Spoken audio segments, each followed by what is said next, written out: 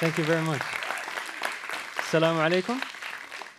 Good evening. My name is Yassine Ouahrani, and I am a student here at NUQ, but I am also a food influencer.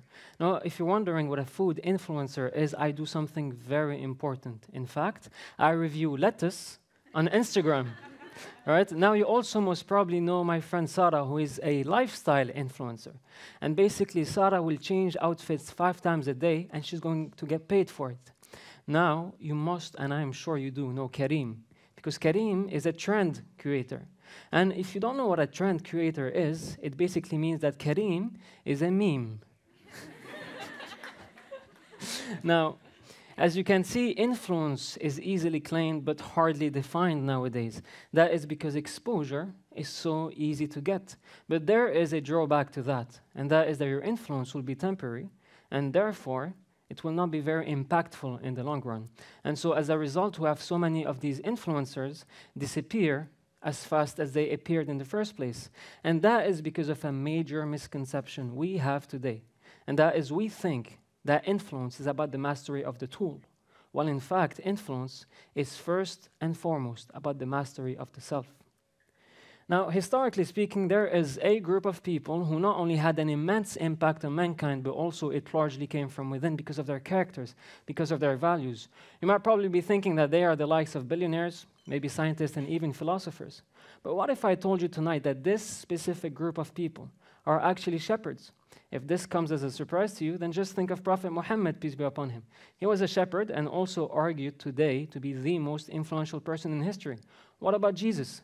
Over 2 billion Christians today, and yet he was also a shepherd. What about Prophet and King David? He was a shepherd before becoming a king, and yet this did not prevent him from being a king. And you see, interestingly enough, prophets were shepherds at some point in their lives, but it did not prevent them from having an influence or an impact upon which we still build our society on today. And so this largely comes because of what they yielded from inside, right? From their character, their values. And if we want to become influencers ourselves, whether we want to make movies, whether we want to write books, whether we want to speak to people, or an influence of any scale, really, we must learn from their stories. Because there lies lessons.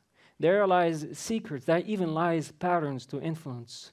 Right? And so tonight, ladies and gentlemen, I would like to take you back in time, back to a time when communication technology may have been rudimentary compared to today, but influence was truly at its peak.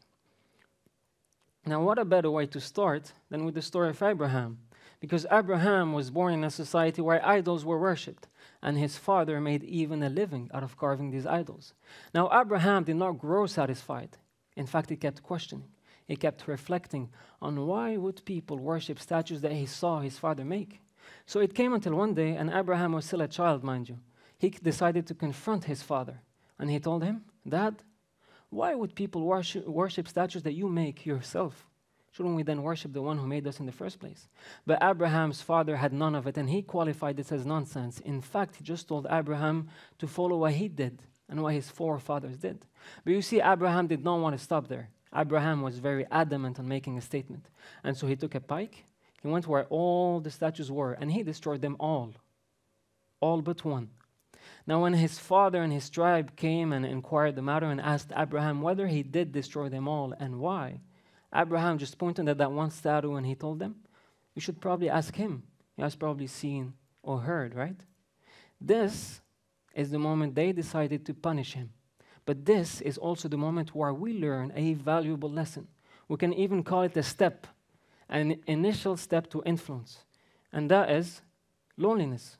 Right? Because what Abraham was able to show here, to showcase, was the ability not only to think, but also to make a statement independently of his societal pressure, who were his tribe, but also of the most authoritative figure in his life, who was his father.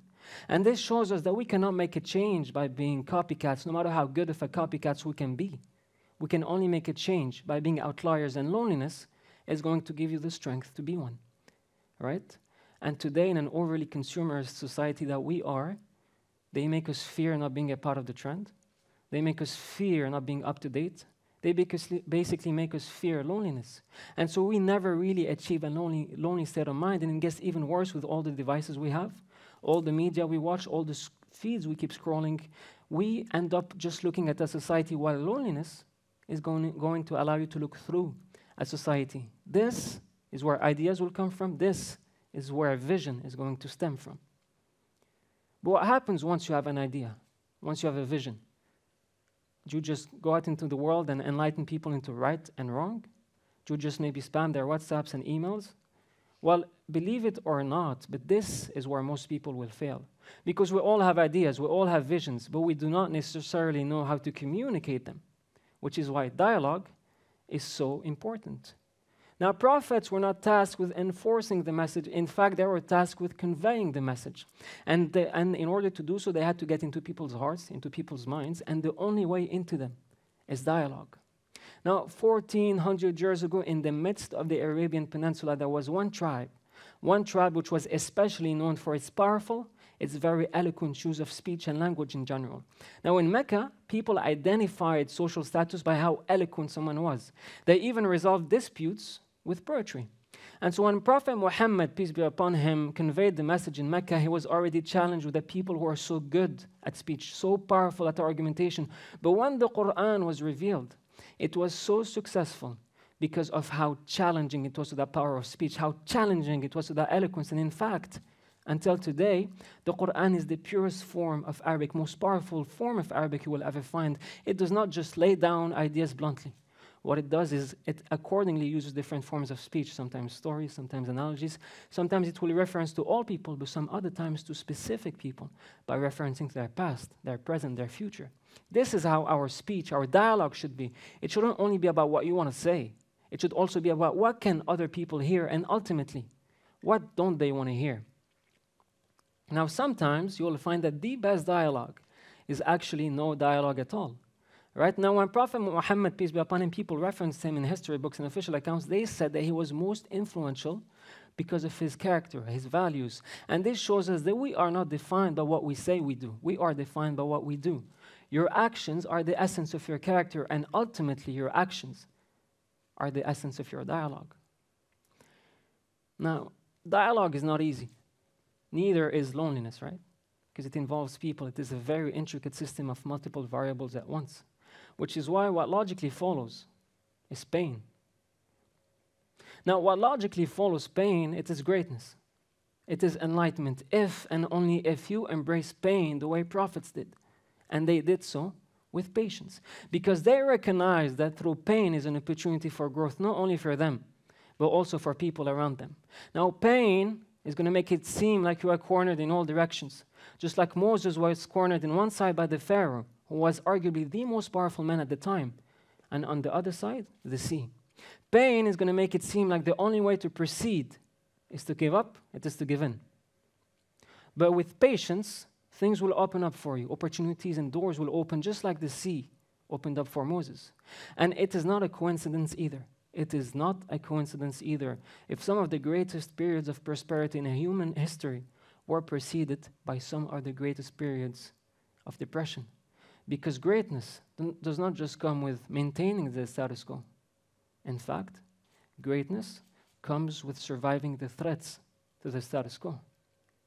Now, loneliness is about fostering influence.